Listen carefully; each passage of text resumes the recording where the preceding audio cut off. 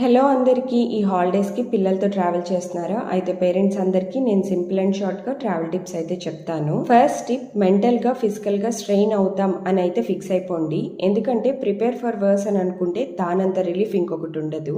Tap పెట్టినా toys ఇచ్చినా మనమైతే కిడ్స్ని ఆపలేం. ఇది చాలా కామన్ బిహేవియర్.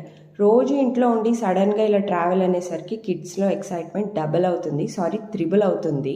సెకండ్ టిప్, కిడ్స్కి ఎక్కువగా సాలిడ్స్ క్యారీ చేయకుండా ఎక్కువ స్నాక్స్ లేదా జ్యూస్ ఆర్ మిల్క్ లాంటివి అయితే క్యారీ చేయండి. థర్డ్ టిప్, మీరు కనుక ఫ్లైట్లో ట్రావెల్ చేస్తుంటే ల్యాండింగ్ అప్పుడు కొంతమంది కిడ్స్ ఏడుస్తారు, కొంతమందికి కిడ్స్కి వామిటింగ్స్ అవుతుంది. మీరు దానికి కూడా ముందే ప్రిపేర్ అయి ఉండాలి.